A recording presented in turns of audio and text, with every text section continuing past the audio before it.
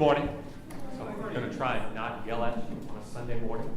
And now that I just found out that you have CUs for this class, it's kind of like showing up for Sunday morning math class. And just like math class, you people came in just as all the other tables were taken, right? This is not where you want to sit, right up front in the middle, right? It's all right. We'll have fun with it. There's no pop quizzes. But good morning. Certainly appreciate you sharing your time. I know how much you board members make by being on the board.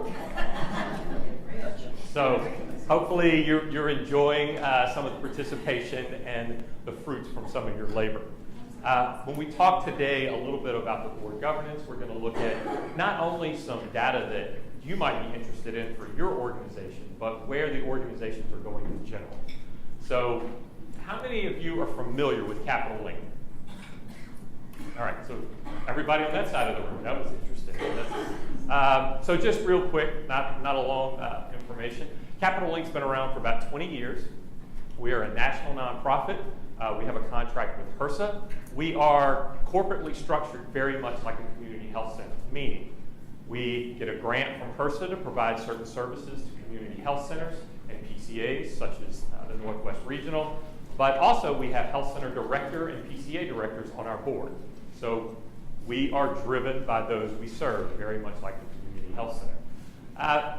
20 years, how many of you have been working or been aware of a community health center for 20 years? And I'm going to date myself, so there's a few of us.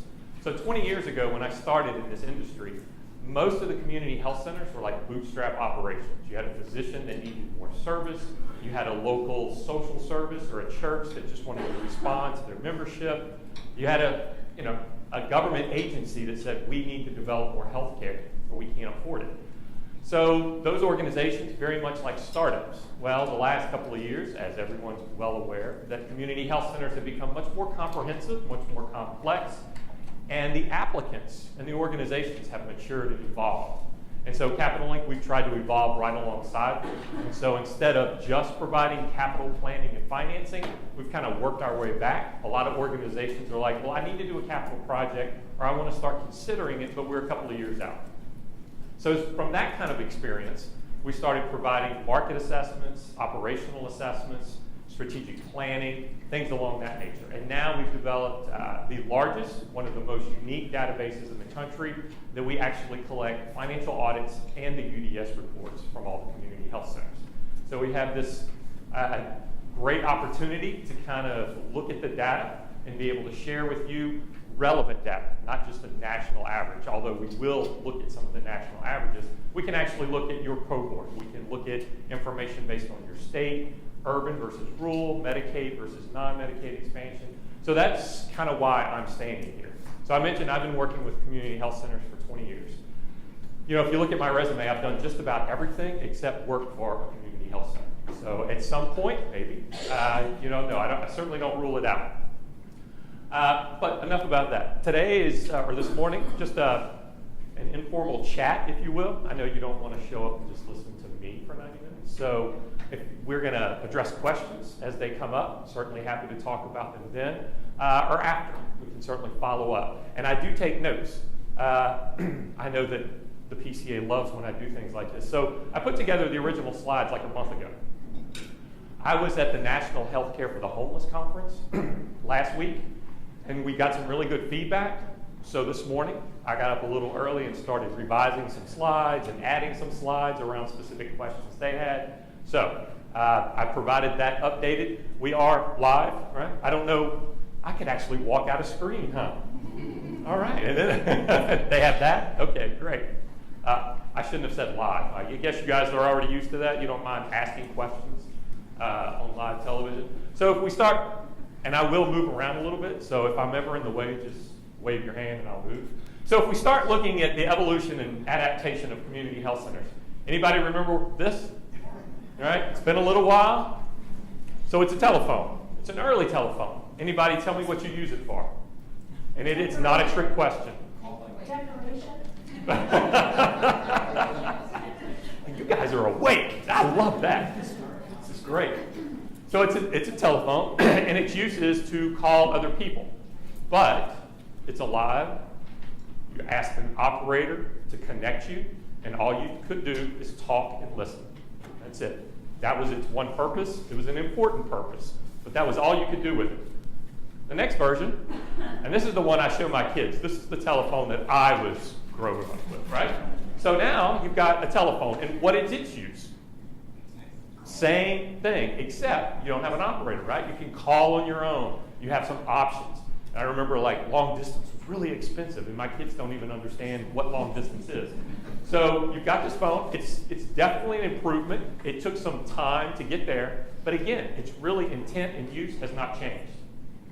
And then this thing comes along, right? We've got a cell phone of sorts.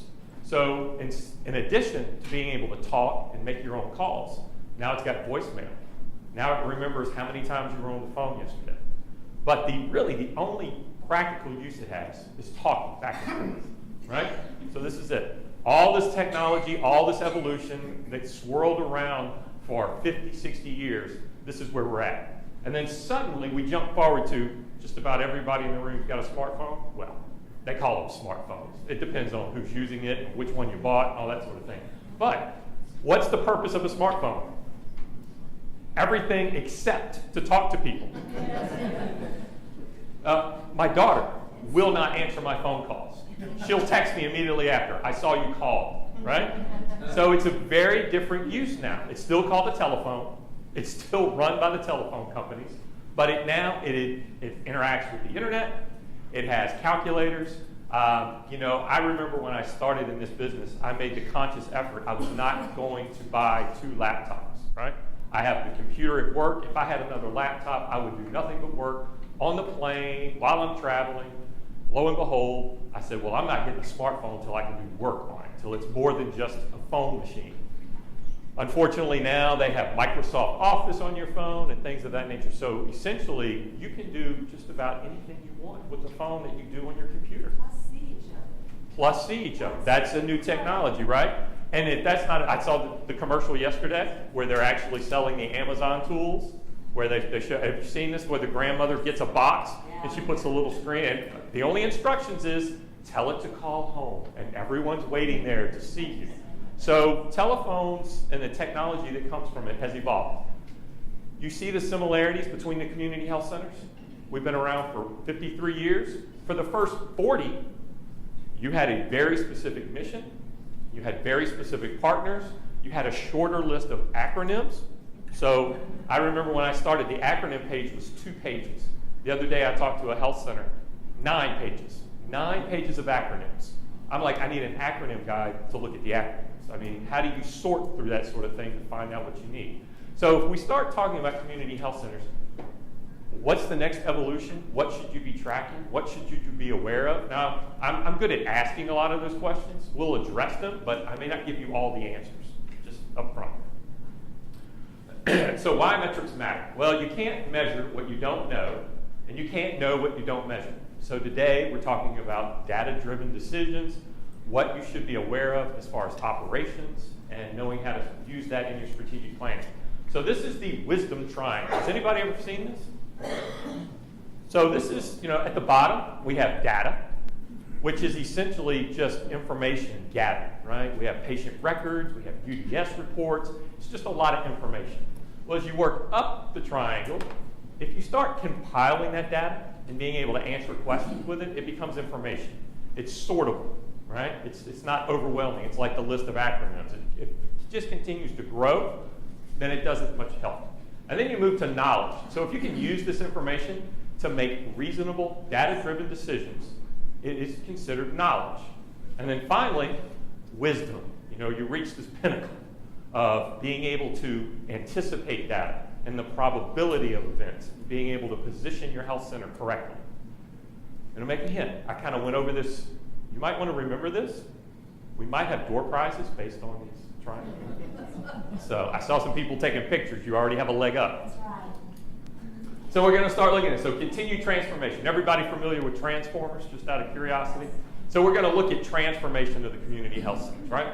So boom, right? It transforms from a robot into a car and back and forth, depending on its need. And again, community health centers continue to evolve and transform. So if you start looking at the importance of your data and your own metrics, you've got a growing need for services. Anybody saying, oh, the community doesn't need us as much as they did 10 years ago? Absolutely not. Increasing complexity of patients. Just the different mental health issues and the recognition and diagnostic process of those issues, a lot more complex patients. The complexity of organizations. We talked about the acronyms, the ACOs, the HCCNs, the HRSAs, and the list continues to go on, and the opportunities, trying to define that and where you find yourself in those. Need to ensure resources are spent effectively and efficiently. I'm going to get off camera, right? So HRSA is 20% of your funding and 80% of your work, right? So I used to work for the government, so I can say that. It's okay. I think they probably acknowledge that as well. So some of your funders add on to your requirements. Pressure to boost revenue. So absolutely. So what are your other revenue streams? Well, I take care of patients. Yes, but what else are you doing to make more money to be able to take care of more patients? And then certainly we talked about the preparation and implementation of payment reform, medical homes, ACOs, and things of that nature. So this is probably common sense. Nothing on here is new or a surprise to anyone in the room. So here's a list from an organization that supports HRSA in board development. So this is just a summary of all the board responsibilities: bylaws, meetings, executive director, education and training needs, self-evaluations, financial strategic planning. Everyone's aware of that, right? So which ones do not require you to track any operational data? Well, that one and that one. So everything else on here requires you to have some data, some knowledge, some information that helps you make informed decisions. So as we walk through that context, this morning we're going to look at some metrics and some benchmarks. We're going to look at some financial and operational indicators.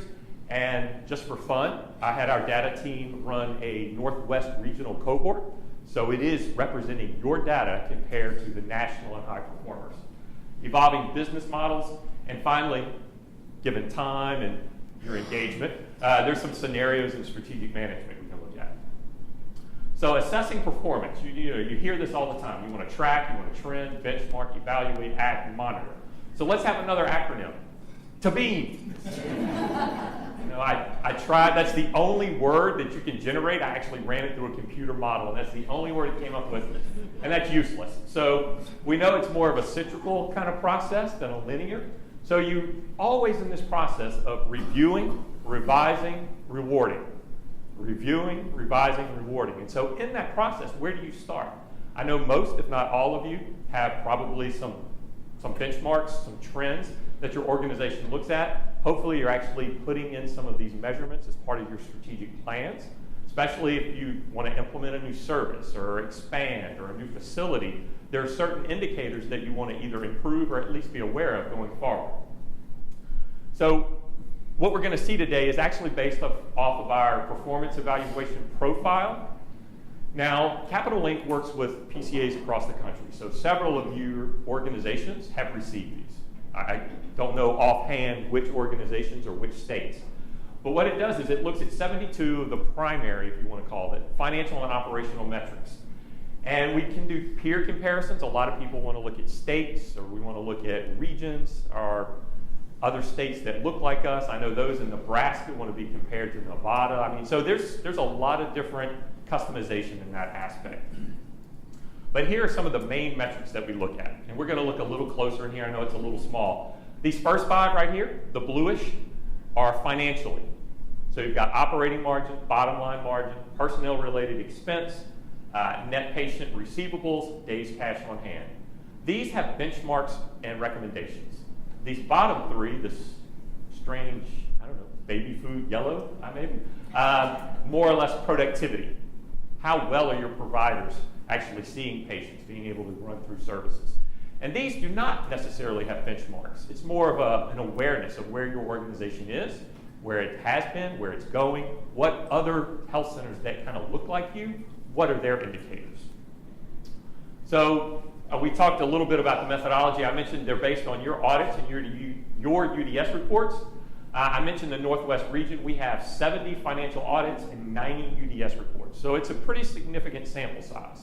So it's not 3 of them, it's several. And then the metrics that we're going to look at, again, we're going to look at the national and the high performers as well. And the high performers was a study that Capital Link did a couple of years ago, trying to identify those health centers that exceed both financial and clinical expectations. They've been simply rewarded, and they tend to just be a little more efficient than some of their counterparts. And so what do they look like going forward? And then we have the medians. And really, we use the medians to kind of toss out the outliers. You know, we work with some large health systems and things of that nature that they're not really a community health center. They just happen to have an FQHC under their umbrella. That would kind of skew the numbers. So we tend to use the median. And that's why I said, you know, when we look at the national, if there's 1,100 audits and you have a median, that simply means there are 550 organizations above that number and 550 below that number. I told you it was a little bit of a math class, right? So here's the first one. So we've got this on the left, this bluish gray is the Northwest Regional median. And then this gray right here in the middle is the high performers. And then with the yellow, the baby food again. And then we have this benchmark that runs across. This is what Capital Link feels that health centers should at least strive for. And so healthcare margins in general are razor thin with hospital systems and community health centers. So 3% tends to be about where those that are continually successful, they kind of achieve. So you can see here in 2013, the Northwest Region median was, you know, between 2 and 3%. It was approaching the recommendation. And over the last 4 years, trending very well, nice and high, you know, about 7%. So there are a lot of these medians you have to recognize with the, I guess, Medicaid expansion and some of the additional resources that have come along in that process. Some health centers are actually, I guess, recognizing that a lot more than some others. But you can see here that the high performers were already exceeding 6, and they have a similar trend and now are around 12. And the national, they also have a very positive trend, but not quite as positive as you. So you were generally outperforming the national standard. So that's good news. And oh, by the way, all your slides are good news. So isn't that good? And this is one of those medians you want to go up. So looking at personnel-related expense as a percent of operating revenue. So community health centers are service-driven industries. So your staff costs you the most money. And when we say staff, we look at salaries and wages, fringe benefits, and contracted employees. You know, a lot of folks have providers that come in, things of that nature. So if we look here, we found that, you know, the recommendation is 70, but we found that the sweet spot is like 65 to 72. Really depends on where you operate, the cost of living. You know, salaries for the same positions vary greatly across the country. But if you start looking, when we started doing this back in 2013, the high performers were at, you know, less than 68%. They had already achieved that efficiency. Northwest Regional was about 73 to approaching 74, which is a little high. Remember, half the organizations are above that. And then national, they were just as high, just so exceeding 72. But over time, you know, all the trends continue to go down. And we found that a lot of people in 2013 and 14 had what I'd call artificial inflation. You know, there were a lot of new programs, the ACA was rolling out, a lot of organizations were building new facilities, hiring new staff, anticipating more patients, more services. And we think that these 2 years were really a lot of that preparation, and now we're seeing the fruits of your labor. So you can see that just about everybody is operating now in that sweet spot. And the median. So this is one that you actually want to go down. But I will caution you, you don't want it to go down too far. This isn't like an infinite. If you're at 65% and you want to say, well, let's get down to 60, you're typically going to have to either have too few staff, you'll be shrunk, they'll be overworked, or you're not paying them enough, and it becomes a recruitment and retention issue. So again, that sweet spot, 65, 66 to 72 across the country. Days and net patient receivables, which simply means how fast do you provide a service and receive the money in the bank. So this is the one benchmark that I keep encouraging Capital Link to update. You can see that the benchmark is 60 days.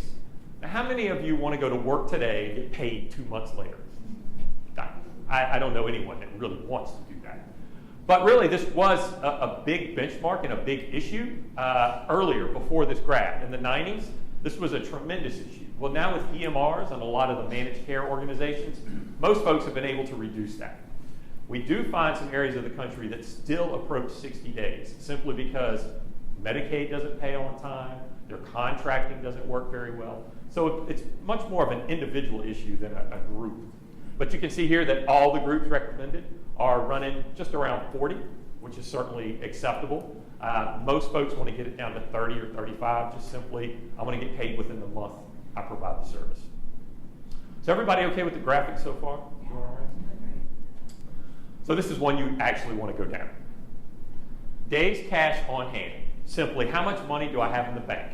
And we talked about operating margins going up. We talked about the fruits of Medicaid expansion. Really, it's all about how much cash do you have in the bank. I mean, that's the one language that everyone seems to understand. And we've talked to a lot of health centers that are concerned about growing cash reserves. Is HRSA watching this? Like, yes and no. They're not going to penalize you for accumulating cash, but they also have started, I don't know if you're aware of this, started saying, you know, we don't want you to use your HRSA grant dollars only first. We want your revenues to be in the mix. So they don't want you to spend HRSA's money, spend all of HRSA's money first and then store all of your money. But if you look here, you can see the high performers have gone from just under 100 to 160. Well, that's a significant increase. But really, if you start looking at a capital project, you start looking at Medicaid concerns, you start looking at implementation of new projects, 160 days cash on hand isn't that much. If you look at the recommendation of 45 days, where you want at least a month's payroll on hand at all times, you know, really if you have, you know, this is the bare minimum, is 45 days. Say if you have an organizational benchmark of 100 days, really over here the only, I guess, excess, if you want to call it that, is between 100 and 160 days. So 60 days of cash on hand is available for investment. Opportunities. There's a lot of things that come up and you have to invest in before you receive any benefit. There's a new EMR. There's a new service. There's a new provider that doesn't yet have a patient panel. So while some folks are concerned about having too much money in the bank, that's really relative depending on your operational size. A little more local, you can see that the Northwest Regional exceeded that benchmark back in 2013 and continues to grow. And it's just over 90, which is very healthy. Nationally, you can see that just in the last year or two, they've exceeded that recommendation. And again, this is one that's good. Now, I did talk to a health center that said that when they went through their operational site review, or their OSV, that the HRSA grant consultant came in and said, you have too much cash. What are you doing with it? Well, you know, for someone outside the organization to say you have too much cash, all they're asking you to do is justify it. That's all. And so being able to say, well, we're preparing for this, or we're looking at this investment, or we have this board instructed in decision about how much reserves we want to have on hand. I mean, I've worked with health centers through the wildfires, through the hurricanes, through the tornadoes, that literally lose all of their income. And if you're not able to pay your staff in that transition, you will lose them. Yes, sir? Is that an acceptable answer to say it's a board designated threshold? Absolutely. This is what we decided, and this is why. Like, we have anticipating of a capital project, and we'd like to invest $2 million of our own dollars into it. Well, then how else do you accumulate the $2 million except in the bank account? In some parts of the country, they actually say, well, you know, what are acceptable investment methods? Please don't put this in the stock market. Okay? That's probably not the best thing. I know the stock market's treated folks well lately, but that's not really a long-term solution. So a lot of folks tend to purchase potential land, that they're looking at sites, investing in their organization, reinvestment. So it's not exactly always liquid. Like if they're concerned about their balance sheets, there's other ways to hold on to those assets. Good question. So now we kind of shift into physician productivity. So we've got physician visits per physician FTE. Okay, that's pretty straightforward. You can see here that the high performers, as well as they're doing in all the aspects, they're actually trending down. The national trend is down. The Northwest Regional trend is down. But you've also started a little bit lower. Now, initially this might be concerning, but this is kind of an old calculation based on the old care model. This was established before patient care teams, right? So you've got other types of providers now. Some organizations are nurse-led. They may only have a part-time physician that serves as CMO. So there's a lot of different variables that go into this. And our first inclination is, wow, well, probably more folks are hiring more mid-levels, midwives, nurse practitioners, things of that level. So they're probably taking up the slack. Well, guess what? It's a similar trend. Their responsibilities are just as much as their physicians. With the EMR, with the administrative time, with the complex cases, they're also seeing a slight decline. But in the north, the high performers, again, that's going down. It's a similar trend. It's all going down. Now, you can see here that nationally it's starting to plateau a little bit. Again, that's very almost anecdotal. You know, some health centers, it continues to go significantly down. And a lot of times, if you're a small health center, if you have a nurse practitioner that goes on maternity leave, 1 year, this ratio will be totally out of whack because you're still paying them, but they're not seeing patients. So it will appear your productivity is going down. So again, when you start looking at these numbers, what it is really an awareness of your own organization. So then we looked at dental. And we've only started being tracked the high performers in the last couple of years. So you can see dental, that the decline was even more significant. Now dental, we have found that it almost depends on the state you're in and the licensing of dental hygienists. What services can they provide rather than the dentist doing them on site? So again, you can see the national, it's going down, not quite as bad, but again, in the region, you're seeing similar things. Now again, you don't want to just look at this number and hold it by itself. So other metrics, yes? Sir? You don't have a best level line in there. Well, that's what we talked about. You know, every organization's a little different. Every state, their licensure is different. So we don't want to put a benchmark and people start trying to go for that. Now, we do work with organizations around provider productivity specifically for them.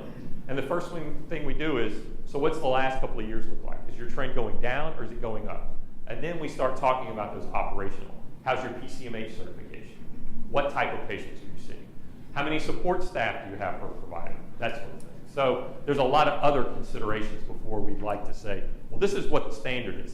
So how many of you are aware of what the HRSA standard is? We're going to go back.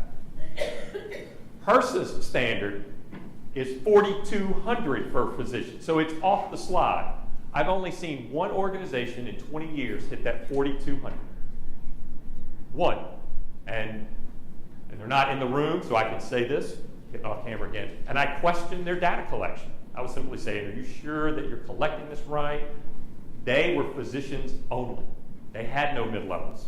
And so all their support staff went into providing that support for their physicians, and they were a very efficient model. Yes? I'm sorry? What was the time frame for this 4,200? Oh, it's been that way for 20 years. No, I mean, is that a 12-month period of time? Yes. Yes, I'm sorry. Yes.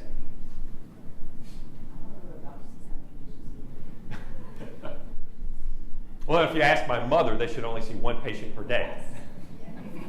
So, and she wants to be that patient whenever she's ready. So, she actually comes to me the other day, and you know, a side note, she just had brain surgery, so she's seen a lot of specialists and that sort of thing. And she called one day and said, "You know, you people in healthcare." I'm like, "Oh goodness." And she's certainly, understandably, a little more irritable of late. She heard her doctor in the next room speaking to a patient or out in the hall, and I don't know what doctor wants each of the patients to hear, but she's like, she's talking to that patient, and it's past my time. Now, once he walks into her room, that, you know, I want you to stay as long as I have something to say. So anyway, I understand patience. So other metrics, you know, we talked about some of the complementary, if you will, other data elements. So you've got other productivity metrics, you've got operations, you've got payer mix, and you've got the cost of care. So the graph there's a couple of graphs that get a little bit more busy. Is that right? Is that correct grammar? More busy? Busier? So you've been looking at the median. So if you were to have 9 health centers, it would simply say this is what the one in the middle looks like. We're going to look at a slide that kind of divides the lower quadrant as well as divides the upper. So we've been looking at the middle. Now we're going to look at the middle and then kind of divide that out. And I know it's busy and it's a little small. So what this is patients per provider and total FTE. So this is looking at your organization at a wider glance. We're looking at provider FTE as like all the providers you can bill for, right? So the physicians, the mid-levels, And then total FTE includes like administration. You know, how effective is your organization overall? And you can see here that those trends continue to go down. This is the higher of the Northwest Regional right here, from about 790 or 780 down to about 640. You can see the median, which is this is the number that you saw earlier. And these are the, I guess, less productive, if you will, maybe more complex or comprehensive service lines. It's even a little bit further. Now down here at the bottom, you can see this is the productivity for the entire organization. And you can see it's pretty, while we've got all of this going on in the downward trend, as an organization, you're still doing pretty well. You're still seeing about the same number of patients as you did 4 years ago. So really, it's about those non-billable visits. It's about those other providers, support staff, enabling services, care coordination, all those things that we haven't all figured out how to actually account for in these productivity measures. So here, just on a whim, this is the administration, the facilities, and patient support as a percentage. So if we talk about your organizations are right-sized, how many administrative staff you need per provider and that sort of thing. Just here, it's got some fluctuation, but if you look between 36 and 38, that is typical. The high performers are there, you're there, the national standard's there. So really, your organizations are balanced as far as staffing goes. Even though it appears, again, that's why you want to look at more numbers than just how many patients are my providers seeing. So this is good news. This one's also a little bit busy. This is simply what kind of patients are you seeing? Are they private insurance? Are they Medicare? Are they self-pay or uninsured or Medicaid? And you can see here around Medicaid expansion, this number jumps in 2013 to 14. This is for your region, from less than 30 to close to 40. So that's, self-pay decreased, whereas nationally the trend is following something very similar, but not as significant. As you might guess, the percent of collections. So where are we getting our finances from? Again, private insurance, Medicare, self-pay, or Medicaid. You can see here that when the patients jump, your revenue jumped. And it continues to slightly trend up. So you're becoming used to the level of Medicaid patients, and you're doing a better job collecting. Nationally, we don't have that 2013 on the slide, but you can see it's pretty plateaued. So any questions about that? I know we kind of ran through, so that's really set the context. So just, some of the observations that we talked probably about most, if not all of these. Continued increases in operating margin. Days cash on hand growing. Provider productivity are following the trend, but at a slightly slower number. Operating margin per patient is better than national. Self-pay patients decreased as Medicaid patients increased.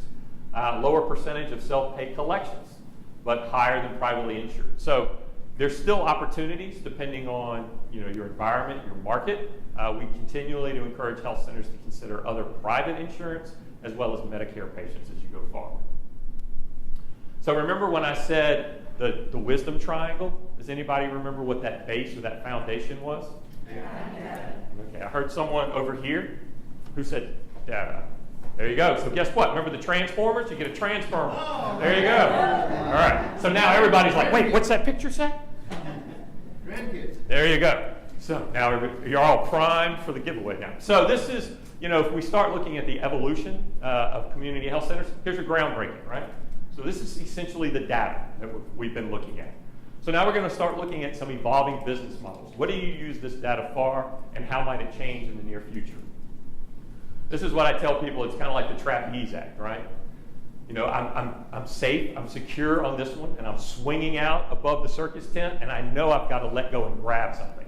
But at what point do you do that? So what is this value-based healthcare? Well, just for fun, it's a noun, right? The regard that something is held to deserve, its important, its usefulness, a person's principles or standards. The verb, estimate the monetary worth of it. Boy, we didn't leave money out of it very long, huh? So value is really about how do you assess a value to your efforts, and how do you convey that? And remember, a verb is action. It's not something you simply report. It's something that you're doing. So in this case, they've let go. They found where they're supposed to reach for, and they've let go. So this is where we're actually at now. For the most part, we're not hanging on to anything. We just think, and we're assuming that we've got something to grab onto in the very near future. And this is, more practical. You can see this revenue mix. Up here is a fee for service. Every time a patient comes in and receives a service, you get paid. Value-based revenue, very low. Quality standards, shared savings, well, we talk about it, but how many of you actually receive dollars for that? And I know that some folks in the West Coast are very progressive, and we'll actually touch on some of those models coming up. But we're really in this transition period. We're making this switch. So there's a lot of uncertainty going forward, and that's okay. When we talk about those cash reserves, a lot of folks are like, well, if we're going to change payment and I have to take on risk, how much is that risk? How much cash do I need in the bank to be able to sleep at night? And we'll look at how you can do some of those scenarios. And this session ends at, just for time's sake, 10? Okay, good. Everybody all right so far? All right. Medical value equation. So this tends to get more complicated as time goes by as well. It used to just be a couple of variables, but now value equals quality plus a service plus access divided by cost, right? So if you look at that, in order to increase value, you either have to increase healthy outcomes, you have to increase your patient and provider experiences, you have to increase a timely, comprehensive service option, and or you have to do a better job in budgeting and operations. Now, does anyone want to try to do all four at once? No. We don't want to do that in our personal lives, much less as a community or a board of directors. But really, if you can focus on maintaining these numbers and focusing on projects, maybe you do want to increase the healthy outcome. Maybe you have a new budget. Maybe you have a new revenue stream that will reduce the cost. Any of these variables moving in the right direction increases your value as an organization. Knowing how that value is defined allows you to kind of build and leverage that going forward. So some of the considerations for transformation. You want to look at different benchmarks. You want to know what changes are necessary. I know change is tough, right? But change happens all around you, whether you accept it and whether you're willing to change or not. That's a different presentation. Examples of value-based efforts, we're actually going to look at a couple of the different states, and I actually just heard of an example out in the hallway, so I can share that on the fly. You want to identify some of those drivers of financial sustainability and talk about scenario planning. Now, this is one of my favorite little things about like the back of the envelope calculations. How much risk can we take on? Those sorts of things. So why are we even talking about value-based care? Well, first of all, this is HRSA. This is our oversight. Their goal is to improve access. Their objective, improve the quality and efficiency of the healthcare safety net, and they're going to do that by encouraging you to participate in value-based systems. So beyond the Blue Crosses, beyond the other health insurance, beyond the think tanks, HRSA is starting to recognize, or has been for quite some time, what is value-based and how do we contain the healthcare cost? I mean, we all know that we cannot sustain healthcare in its current methodology. So this is what they put together, a fee for service to a value-based reimbursement. You've got here over the left, small percentage of financial risk, limited integration, and it's fee for service, right? This is where we've been operating for close to 50 years. Well, now we're starting to see more performance-based contracting, the patient-centered medical home. Everybody's familiar with the patient-centered medical home? It's incredible. So I think there's another presentation here that talks about the 2017 requirements. And then now we've got these bundled and episodic payments. So give you an example with my mom, with the brain surgery.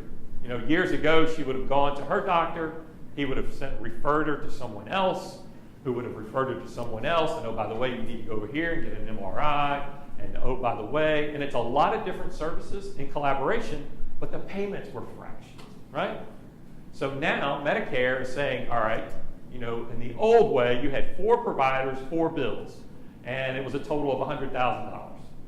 Well, these 4 providers have to get among themselves and figure out how they're going to divide a $90,000 payment. And the government walks away. Somebody's going to lose $10,000. You have to find an efficiency in the system. And so that's what the environment we're facing. No longer are you standalone. You have to have specialized care. You have to have care coordination. And the social determinants of health, there's a lot of new aspects that you feel responsible for that may be out of your scope, may be out of your mission, but you're almost feel inclined to find those referrals, to find those partnerships. So we've got the continuing to the right, all the way to a large percentage of the financial risk and full integration of services, capitation, which simply means you've got 1,000 patients, here's $1 million. If you can take care of them for $1 million, good for you. If you lose money, bad for you. I'm done, right? So it really is being able to control those costs rather than negotiate the revenue. So we're certainly moving from a quantity to a quality standard. So speaking of CMS and Medicare, they created this new quality payment program, this QPP. So they have this thing called MIPS, acronyms, right? They just continue on it. At least they sound fun to say. So it's a merit-based incentive payment. So really they're starting to find out ways that they can incentivize providers rather than how many times you see a patient, how well you see a patient. Alternative payment models, which we're very familiar with in general with community health centers. They move away from that fee-for-service toward population-based.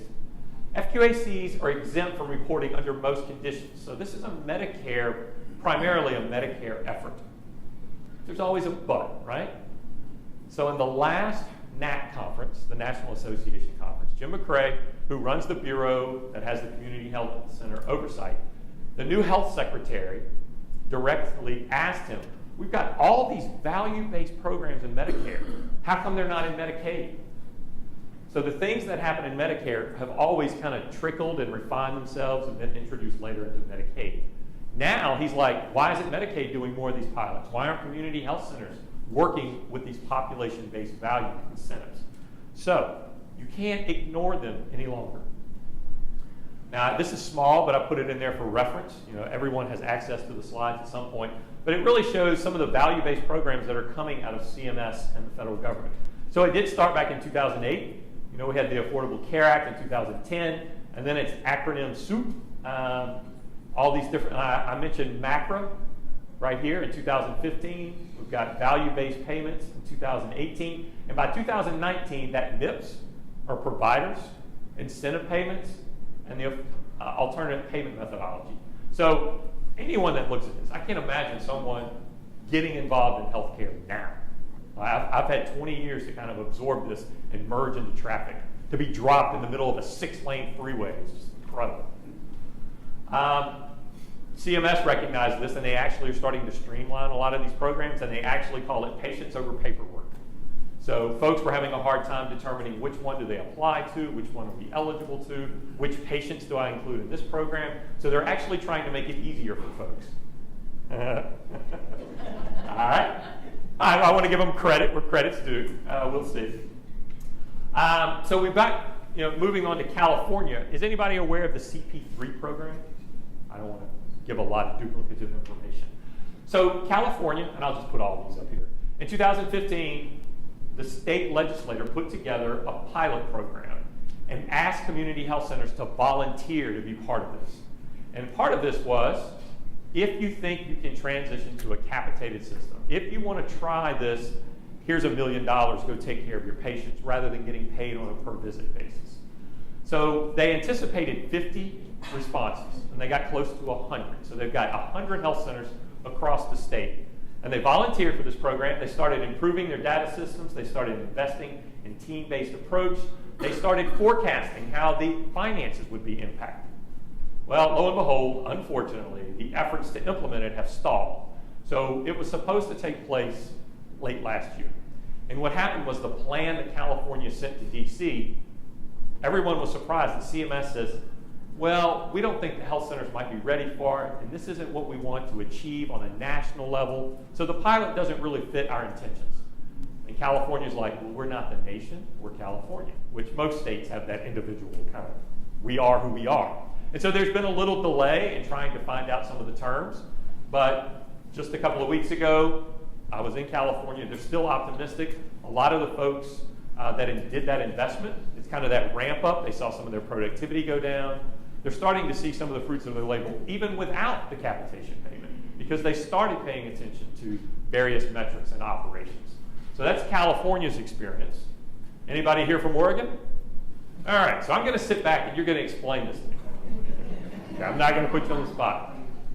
For reference, Craig Hofstetter, who is a good friend of mine. I was a former PCA director. He was a former PCA director. We worked on a lot of analytic models and things of that nature, and actually that's why I was late coming to this room this morning.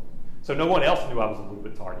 I was out in the hall talking to Craig. So in Oregon, they took a very organized, prepared approach to alternative payment methodologies. And they actually divided it, division of labor. They looked at quality. They wanted to look at some of the metrics around clinical outcomes.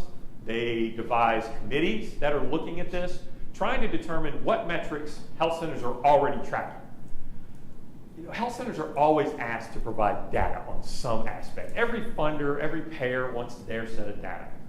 And whether it's UDS or whether it's HEDIS, and if I use any acronyms or anything that doesn't make sense, feel free to just ask.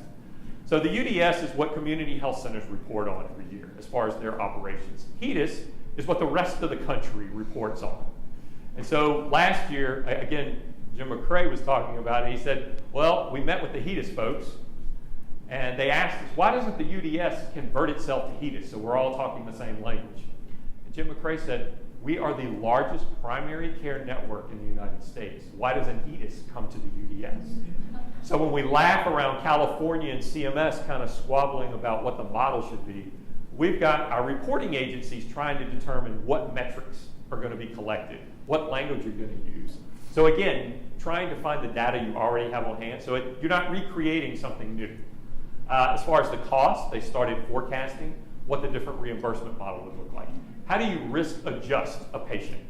Is it based on age? Is it based on prior conditions? Is it based on where you were born? So there were a lot of different aspects and variables into this. They talked about their access. In California, they call them non-traditional touches, which means this is how we're going to interact with the patient that maybe we haven't done before and we're not getting paid for. It's called enabling services, right? Text messaging, reminding folks to take their medicine, calling them the day before their appointment, transportation, things of that nature. In Oregon, it was pretty much referred to as care steps, very similar type interaction, and certainly trying to find the return on investment. If we trial these new pilots, we're going to provide all these new services, what data are we collecting? Well, is it worth the effort? If you have $1 million and you call 50 patients and remind them of their patient, maybe they start showing up more often. Maybe their clinical outcomes are better. How much does that save the healthcare system? So we're actually going to look at some of those scenarios in a moment. And then again, more population health rather than patient individual, trying to determine groups of conditions, if you will. Are 50-year-olds, and I'm 50, that's why, 50-year-old males more prone to diabetes than other population groups. So really, again, understanding who your patients are and what's the probability of future expenses. So with Blue Cross Blue Shield, they're moving obviously away from fee-for-service, and they're now linking reimbursement to quality and outcomes. They have 37 plans nationally with 570 value-based programs. Maybe they need to have a patients over paperwork program. Currently, they have 25 million members inside an ACO, a PCMH, pay for performance, episodic care, 25 million folks. That's about the number that we serve as well.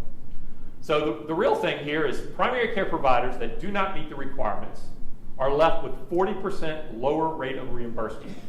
So they're not paying their providers any more to participate. They're just paying them less if they don't participate.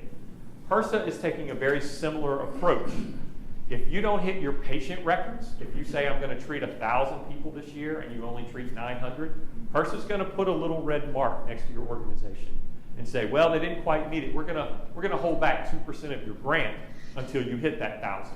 So they're not incentivizing you to do what you say. They're incentivizing you to right size and probably be a little conservative in grant applications and your reporting and things of that nature.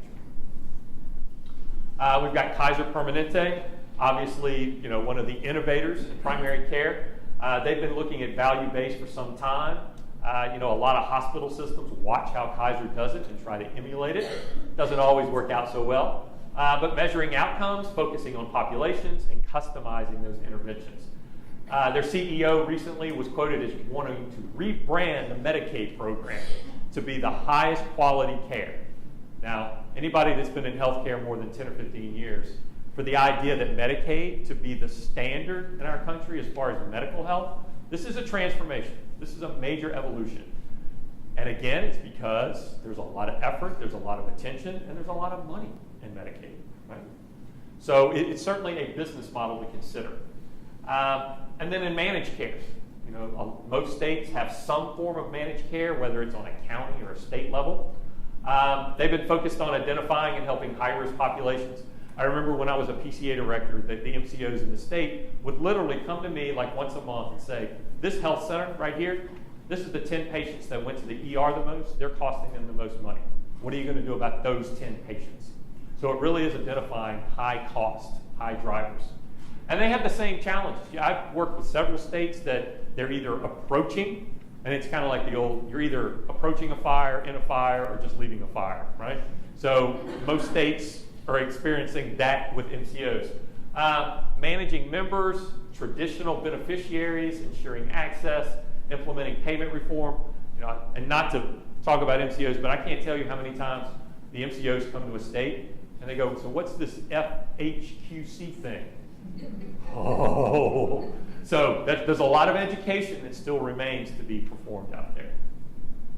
So when we start talking about metrics, and that's what you're here for, to talk about the math. So traditionally, our fee-for-service, we've looked at volume. We need to transition to outcomes, individual health to population, whereas quality has always been a concern. I mean, everyone wants to provide quality care.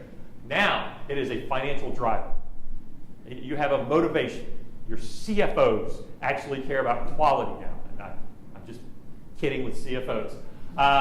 Standalone systems could thrive. Here are our patients, here are our services. It's no different than selling widgets or sandwiches, right? People come in, they have a certain expectation. We provide it, we get reimbursed. Thank you. Whereas now, collaboration is essential. They want to know your partners. They want to know where your patients are when they're not at your health center. And that's really driving a lot of the social determinants of health. We're actually collaborating now with a lot of healthy food providers, a lot of housing organizations. We're actually doing an official partnership, if you will, with a housing finance. Because so many housing authorities want to provide health care but don't understand it. A lot of primary care health centers want to provide more housing but don't understand that aspect. So we've really come to that point where we're engaging and educating one another. And again, little financial risk to much more increased financial risk. So you're going from managing your revenues, how much money can I make, to how much money can I save.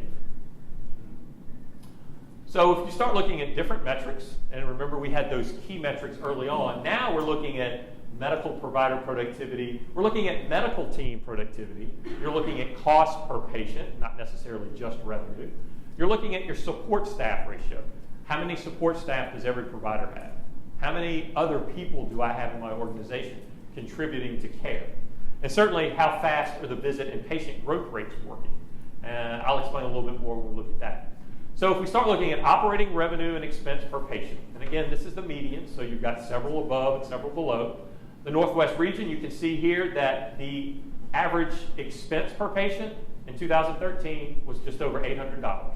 Well, as healthcare costs and everything else rises, you're now at over $1,100 per patient. Fortunately, your revenue has always been higher. You always want this solid line to be higher than the dotted line, right? So this is your profit in between. You can see here that it's become stronger over time. There are more efficiencies in the system. Nationally, you can see back in 2013, community health centers in general were barely covering their cost. Remember that slide we started off with, the operating margin? Nationally, it was like 1.5%, 2%. This is it right here. Now, over time, they've begun to see some efficiencies, whether it's expansion of revenue streams, better tracking of patients. There's a lot of things that contribute to this positive indicator. So just for fun, this is actually the operating margin per patient. So this is that profit difference. So in 2013, you were making about $72, $73 per patient. And does anyone object me using making money off your patients or profit? Okay, sometimes somebody says, well, this is I understand. I just don't have another word to use yet. Whereas nationally, look, they're making less than $10 a patient. Every time a patient walks in the door, they're clearing, if you want to use that word, $8 or $9. If you need to implement a new service, if you need to invest in a new facility, $8 a patient is not going to cut it. So you can see here that the number took a little dip in 2014. And again, we talked a lot about a lot of health centers, a lot of states ramping up. spending a lot of money, anticipating growth. Well, guess what? It paid off. So now you're making almost $140 per patient. Nationally, it's risen, but a little fluctuation, a little higher here. But again, you're doing much better than the nation as a whole. So when we talked a little bit about patient and visit growth, in the old system, you wanted patient growth, but you were paid on visits. So every time you signed up a new patient, how many times are they coming to see you? Our organizational average is 3.5 visits per year per patient. Well, that's fine. Is there any way we can get it to 3.7? More visits, more money. Well, in this new value-based care, it's not necessarily about visits. It's about right-sizing your patient populations. How many patients are your organizations taking care of? You're assigned to patients now with insurance companies. You're assigned patients through various methods. And so, whereas in 2013, everybody wanted the solid line to grow faster, which it was, now they want the solid line to grow a little slower than visits. So you want does that make sense? So you don't actually have to have the patients in your facility as often and still maintain the same level of care. So you can see here that it's getting closer, which is great. Big gap over here, small gap over here. So you guys are ahead of the curve. Maybe you can tour the rest of the country and tell them how it's done. And here when we talk about right-sizing organization, again, just being aware of a trend, even if it doesn't glare, oh, here's the golden nugget that we all need to work on. Again, this is just the Northwest region here. This dotted line at the bottom, the lower, if you will, below the median. So here, the Northwest Regional here is 1.3 people, or FTE, per physician. So for every 3 physicians, you had 4 support staff. You can see that the line is getting closer. So that's okay. Again, just being aware of the trend. Even through all the productivity trending up and down, the staff per provider is staying pretty level. Now you've got these other centers up here that aren't necessarily making more money, but they are adding more support staff at a faster rate than nationally. So if you just look at the trends, and again, awareness, knowing where your organization is, and knowing what that trend is. If you were at 1.3 in 2013, and you're at 2.5 here, you really need to understand what that decision was to make that jump. Either it's we want to provide more support staff for our physicians, maybe we want to add scribes. Everybody know what a scribe is? There's a lot of discussion around that about their efficiency. And really, nationally, there is, again, no benchmark for a scribe. It's an individual and both individual on a physician level as well as an organization level, how well that works. But again, just knowing, it does seem to have plateaued about how many medical staff are provided. And we work with a consultant who works on just productivity. And he's asked in every session, so what's the ideal number? How many nurses per provider? He's like, okay, here's my answer, 1. Now let me tell you why it's wrong. So he always starts with 1, and then he either works up or down based on your patient care model. So there's no perfect number that everyone should rush out and hire this appropriate number of staff. So this one is on camera, so everybody wait for,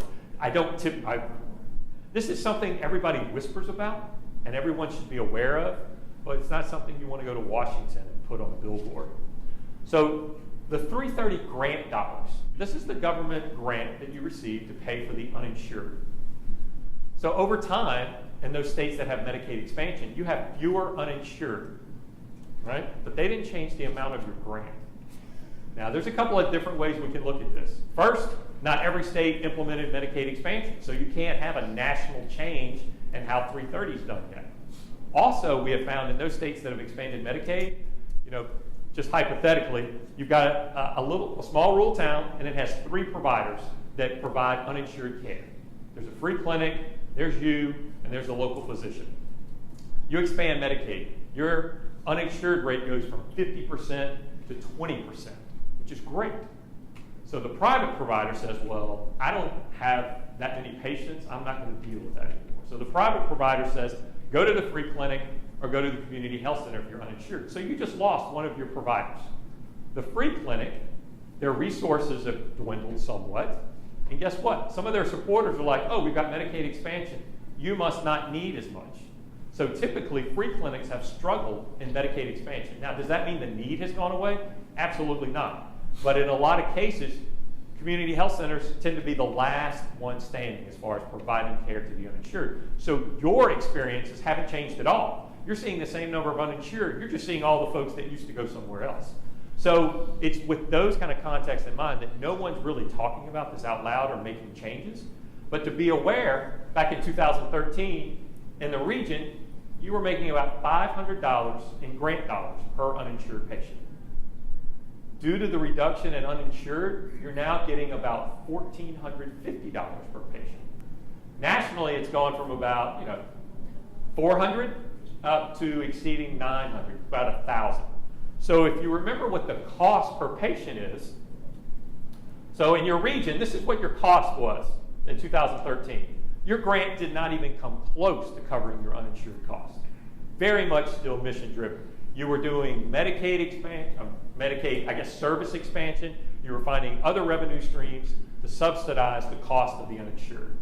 And then magically, between 2014 and 15, those lines flipped. You actually have excess revenue from your 330 grant. Now, I say excess revenue. That's touch and go. But nationally, it happened the following year. So now, even nationally, they're starting to see a growth. So when you start forecasting, you can't say, I'm going to get my 330 funds forever. You can't say that Medicaid expansion will continue in the same format forever. How many of you went to P&I and advocated for the community health center funding? Some in the room. So I don't call that the cliff fix. I call that the cliff patch, because we're going to do it again in about 12 months, and we're going to have to go in and justify. This number is nowhere mentioned or found in our advocacy tools, right? And that's okay. But you as board of directors and community health centers, need to be aware that this is actually happening. So when we start talking about scenarios, what happens if they reduce the 330 grant? What if they simply say, we're going to do it on cost? At the end of the year, report how many uninsured folks you had, and then we'll give you some grant dollars, which would be covering the cost, but it certainly won't be this excess. That's enough of that. No one? What's the next pillar? Okay, there we go. Where did it come from? There we go. All right. So now, you've moved from a groundbreaking, so now you've got a frame, you've got a foundation, you've got some information. Does anybody think that they learned anything from the last 30 minutes? Please? Please? Okay. Just kidding. So we're moving from data to information, right? What are we collecting, and how can we use this going forward? So we have this board resource coming out soon. It's called the Cost of Care Trend. So we talked a lot about what you should know around the cost of your organization. So we worked with, and all this cost, the last cost calculation that was done nationally, I think it was 2003. Has anything happened in the last 15 years? My gosh, yes. So we've been asked to update this, and it's actually on someone's desk at HRSA. And I'm not bad-mouthing HRSA, I promise. I'm waving for the camera. So it's sitting on someone HRSA's desk. So you should see this publicly available very soon. But I ripped a couple of slides from it. So what it is it takes your operational data directly from your UDS between 2012 and 2016. And we broke the cost out by medical, dental, behavioral health, substance, vision, enabling. Now, we're not going to look at every single aspect, because if you see down here, the full report actually divides it into small, medium, and large, and urban and rural. So you can pretty much identify what group you belong to. So the national standard that doesn't have any relevance, you can actually find some numbers that relate to your organization. So what we've done is we looked at provider costs, direct support, direct enabling, overhead, and ancillary. And we'll look at each of those in just a second. So I mentioned earlier that we have this dashboard. So I just wanted to show a screenshot of the dashboard, not that you can read that, but it's got like operating revenue per patient, and it's got the trends, it's got the comparisons, operating expense, total revenue, total expenses, direct medical costs per medical patient. So these are a lot of the ratios that are available just from your UDS. It's not a sales pitch for Capital Link. This is already collected. It's just finding the right numbers to plug into the formula. So if we start looking at those medical costs per patient, you can see here, no surprise, that it's grown over time. We were hoping to kind of flatline this, but you can see that the staff cost, this dark area at the bottom, has gone from $240 per patient in the medical services to $300. The most significant, percentage-wise, is the 39 to 53 in other direct costs. So some of the partners, maybe it's supplies, what have you. This really enables you to find out what my costs are and what's driving it within the organization. Dental, we also found a rise, but not quite as significant. Mental health, and this is one of the things I added, coming from the National Healthcare for the Homeless. Our old report just focused on medical and dental because those were the first two things that most people provided. They were more concerned with the mental health, as they should be. So recognizing the cost there and the importance of integrating those services, we certainly want to start keeping better track of the mental health aspect. Now, this is the one that really surprised no one, substance abuse cost per patient. Now, did the cost really go up, or was a lot of more integration, a lot more expansion, a lot more focus given to substance abuse? We've always had an issue with substance abuse in the general public, but trying to address it, you can see that the staff cost has gone from $429 per substance abuse patient to $650.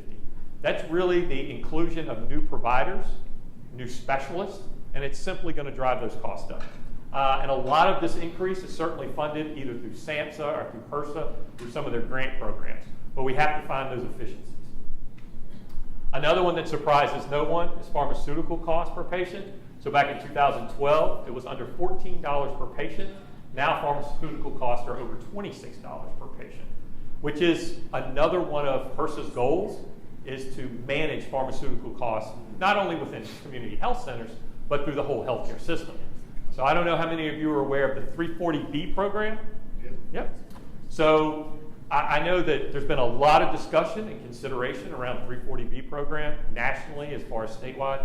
And in some states, the Medicaid program have put the community health centers and the hospitals on warning. We're going to phase out the payments to you, and we're going to start keeping some of those savings. In Massachusetts, they're literally saying, how much did you get for 340B last year?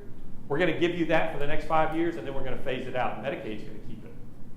Because the program really was about providing savings to your patients, community health center patients. And I know that there's a lot of changes, whether with hospital systems or with large retail pharmacies. And so the program itself still should survive within a community health center. Not to say that there's certain changes that should be implemented or studied, but this is a reason that we need to protect the 340B program in community health centers. Another resource is actually the cost comparison snapshot. Let's see what that, I gave it away. So here what we're trying to do is all the calculations behind that. This is sitting on the same HRSA desk. We're actually providing people with the calculations that you can pull from your audits, pull from your UDS information, and determine, what are my costs, which portion of that variable is the driver. So I gave it away. Okay, it was, okay. I heard it in this direction. I wasn't sure. I'm a little deaf and a little blonde, so you can take advantage of me on the next one, I suppose. But you can see here we've gone from a foundation to a framing to actually we've got a vision of what the organization and what the facility might be. So we're now at knowledge. So now we're going to look at some traditional or transitional scenarios. And really I include this in a lot of board trainings. How do you start beginning to assess risk? How do you define risk? How do you put together data-driven decisions without hiring a bunch of consultants to come in and spend a lot of money and a lot of time figuring these? So this is, again, the back of the envelope kind of things. And, I talk about scenarios should happen in a safe place. It tends to be cheaper than an actual pilot. You can play with the figures without actually doing a lot of cost and data gathering and involving a lot of staff. I like to give this example that 2 years ago when the Medicaid eligibility was threatened, we were in a group of CFOs, all health center CFOs, and there was one state in particular that the governor had just mentioned in the news that health centers should be getting the same payments as all the other private providers. And that's what they were going through the scenario, they were doing these financial forecasts to see what that might mean. So we had a scenario built to where this is what your organization is today. And if your reimbursement changed to what the private is, this particular organization went from making $1 million a year to losing $4 million. And the CFO cursed me. And I'm like, okay, That's fine. That's what this room is for. You know, what happens if? And we call it the what if game. You know, I'm just a messenger. We work through it. But within 20 minutes, he went from that knee-jerk reaction to, so how do I equate cost to certain programs? How do I figure out which ones are most important for my patients? If this happens, what do I cut first? How much cash do I have on hand to maintain current operations? So in just 20 minutes, he went from cursing to being able to rationally process and plan for that event. Now, fortunately, it didn't happen, but he's got better information going forward. You can't do that in public. You know, quite frankly, the CFO shouldn't really do it in front of you. He should be able to come to you with scenarios. This is what we are now. If this happens, this is what it is, and here's how we're going to react. You know, and then that's, you know, our communication system happens so fast now that we're not allowed to think out loud, right? You're judged on what the last thing you said was. So that's a soapbox. I'm sorry, I'll step off of that. But we talk about value-based healthcare, and this was a quote not too long ago that I found humorous. Everybody's talking about it. No one really knows how to do it. But you think everybody else is doing it, so you pretend to do it, right? It's peer pressure. We're all doing value-based healthcare. What does that really mean? We're doing a better job than we did yesterday. So we're going to look at some assumptions and scenarios. So I was probably a little accent. Some of the words I use, you might have guessed that I was raised in the Deep South, so hurricanes were a really big deal. So this one's coming up. I wanted this one to come up the West Coast just because I figured it would wake you up a little bit. So we've got here a hurricane path. So this is an assumption. This is predictive analytics, right? So this is where we know the storm is. You know, tomorrow it's going to be between these lines. Next week it's going to be between those lines. So if you were to just say, this is the only data that I have, there's a storm off this coast. California's like, yeah, call me Thursday. See if it's coming this direction. Well, if they know that the direction is coming up the coast, and it'll be here by Wednesday morning, California might want to know where it is by Tuesday or even Monday to be able to properly respond. So being able to, the cone of influence, or I think that's what the Weather Channel started calling it. I think they called it a worse name, but I don't want it. The cone of influence here. So you've got really, we're starting to narrow down the options. So you really can process some of the information. So we looked at some of the financial sensitivity, it is sensibility as well, around Medicaid eligibility and a transition to value-based health care. And some of the basic assumptions we look at, we know what our payer mix is. We know what kind of patients and who's paying us to take care of them. We know what the reimbursement is, and we kind of know what our expenses are. So this is a couple of spreadsheets that we put together for training. Say this organization has 10,000 Medicaid patients. It has 37,000 Medicaid visits, and their current PPS reimbursement rate is $150 per visit. Well, down here we know what the Medicare patients, the other public, the private, the uninsured. We've got this information. This isn't a heavy lift.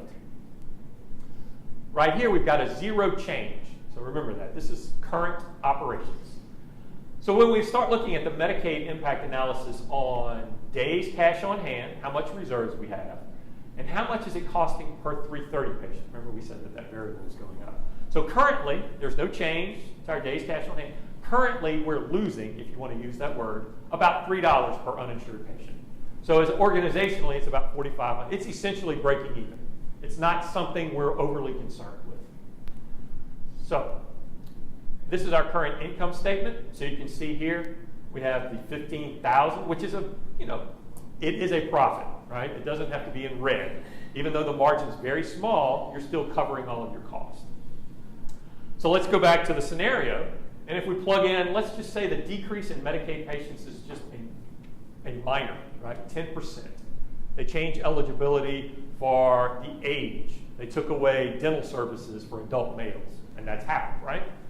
So we're going to lose 10% of our Medicaid patients, and they're going to be uninsured. That's the assumption. If you're on Medicaid and lose it, you go to uninsured. Well, all of a sudden, your projected change in annual revenue, you're going to lose about $500,000 on that 10% decrease. You're going to lose 25 days cash on hand. So if you were operating at the national standard of 45 and you just lost 25 and you wake up with less than 3 weeks cash in the bank, now you're starting to lose sleep. That $3 per patient, now you're losing about $21 per uninsured patient. 201. What's that? 201, not 21. Oh, I'm sorry. Yes, 201. Yeah, it is a significant difference. 21 would be bad enough, right? 201 is a much bigger difference. So now that 330 grant is not even coming close to covering that grant. So remember that statement where you were making $15,000 and things were okay? Now you're losing $480,000 based on today's. And this is actually the example where the CFO curses, right? We just ran through this. And then he said, well, maybe we'll do a better job attracting more Medicare patients, our uninsured patient. And this is also a discussion, a lot of community health centers. Can we or should we limit the number of uninsured people we see? Well, you shouldn't, right? I mean, that's your mission. We see any and all. But health centers are still having those discussions. If I'm assigned a patient panel, how many more additional uninsured patients am I supposed to do outreach for? So it is a conversation among the finance folks. Not really the operational. If you have a nurse and a finance director and they have that conversation, they will come at it from two entirely different directions. And that's why you play scenarios out, right? So this is a safe place. This was just pretend. Did anybody get a little nervous when they saw that big red number? I mean, and it's pretend. Can you imagine if this is actually happening and you're not thinking about it or not prepared? So what we did was we took the exact same spreadsheet and now we say, well, instead of a PPS, we're going to use a value-based system, right? So we're going to capitate it. Instead of getting paid per visit, you're going to get paid per patient. So in this case, remember our current budget, we were making just over 50, or right at 15. So that's what you start with. I know what my costs are. I know how much money I'm making today. So this is totally hypothetical. So let's say that my number of Medicaid patients is still 10,000. They're going to give me $500 per patient per year, period. Here's $500. This is how much it cost your organization last year to take care of them. This is how much it should take this year. But in addition, we've got some incentives, whether it's PCMH certification or whether it's clinical outcomes. You have the opportunity to make another $150,000. And on top of that, we're going to do some care coordination efforts, and we'll give you an additional per member per month, $3.50 if you hire some care coordinators, do patient outreach, see if the productivity helps, see if you have a better scheduling system. And so now you're thinking, well, that's more than I'm making now. So absolutely. So now your projected income is you'll make $35,000. Well, it's better than 15. It doesn't sound like a lot of risk. Lo and behold, after a year, the capitated system, you got that $500 per patient, but on incentives, maybe you only got PCMH level 2 and not level 3, which is still a success, but you didn't hit the incentive payment. You have an outcome. Maybe you didn't increase your outcomes. At some point, it's not an infinite kind of situation as far as patient outcomes. You do better this year, that's where you start next year. So you didn't really hit all of your income. So you only get $100,000 of that $150,000 incentive, which isn't bad. And the per member per month, your no-shows, there's still a lot of people not showing up. The health outcomes didn't improve. So you were only reimbursed $2.75 per member per month. So obviously you didn't make all the incentive payments that you thought or you had hoped on. So guess what? Now you're projected to lose $100,000 a year because you didn't hit those risk-adjusted factors in your reimbursement. So you thought you were covering your initial cost, but the incentives that you were hoping on didn't quite cover all the other costs. A lot of times we have organizations that, have you ever heard Chase the Grant? Here's a grant for $5,000, but if you take it, the deliverables and the responsibilities are going to cost you $10,000. So then you have to weigh the non-tangible. This is a partner we want to work with. They can introduce a whole new patient group to us, but you're going to lose money by implementing the grant. So where are you going to make that funds up? So this is a very similar situation. And again, this is just a couple of Excel spreadsheets. Comes right from your audit. So this is when you start talking about using this data, establishing some strategic goals. This was based on an actual case on the West Coast, but not of a state that's represented in your region.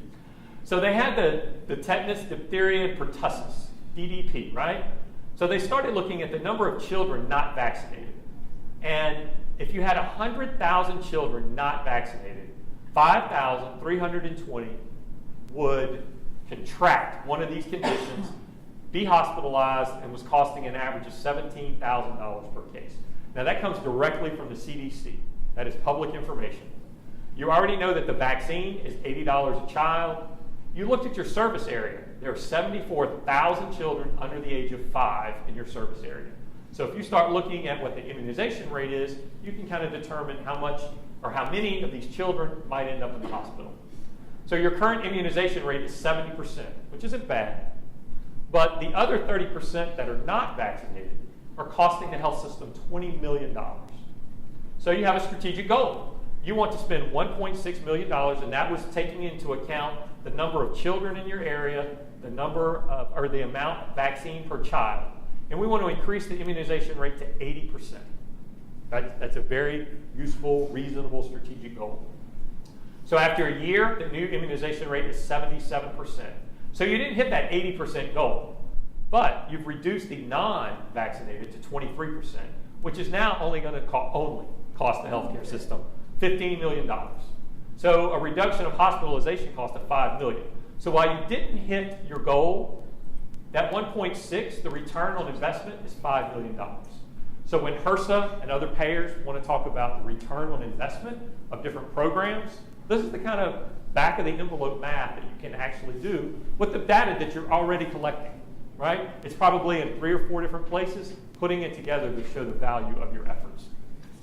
Now the problem, or I say the problem, this $15 million in savings, how do you split $15 million in savings? It's not money coming in, it's reducing your cost. So it's an efficiency, but it's not like you get to cash a check at the end of the day. So you use this to leverage it for other partners, other specialty services, things of that nature. So sometimes it's more of a barter system than simply getting paid. This is another approach that we've done. We worked with a Medicaid department in a state that said, we've got several counties that don't have a community health center, and we've got $1 million to start some, to look at it, to do some planning. But we don't want to spread $1 million across like 12 counties. What's the best way? What's the best return on investment we can do? So what we did was we took a simple graph and looked at the low-income population, which is the typical community health center target audience. And we looked at HPSA score, another acronym. So this stands for Health Professional Shortage Area. This is a federal designation that indicates this area doesn't have enough physicians. Okay, it's just very straightforward. So the higher the score, I guess the worse conditions it is, the fewer physicians, the more they need. So if we started looking at population density and the number of physicians, we started plotting these counties on this graph. So we're looking at all these counties plotted out. You've got one county right here that has a high or a low population and a low HPSA score. This quadrant right here is like last on the priority list. You've got this organization over here that has a very high HPSA score, but no population. You know, a very rural area, they have one physician, but only 5,000 people are in the town, which the ratio 5,000 to 1 indicates a shortage. But these 3 counties right here have both a high population and a higher than average HPSA score. So I'm happy to say that that Medicaid department invested their $1 million into these 3 counties. And 2 of them now have FQHC organizations based on those community development efforts. And the 3rd county just opened, literally, about a month ago, opened a satellite of one of these other 2 organizations. So being able to concentrate your funds on a priority, being able to show that return on investment, does that mean that these people or areas are any less? No. They're still important, but if you were to spread that $1 million over all of these counties, you probably wouldn't have any success. And then the last strategic goals, when we work through strategic planning, there's a couple of different ways that you can prioritize your goals. So this is something that we look at. I mean, so all goals go through a brainstorming session. You have your mission, you have your funding, and you have capacity.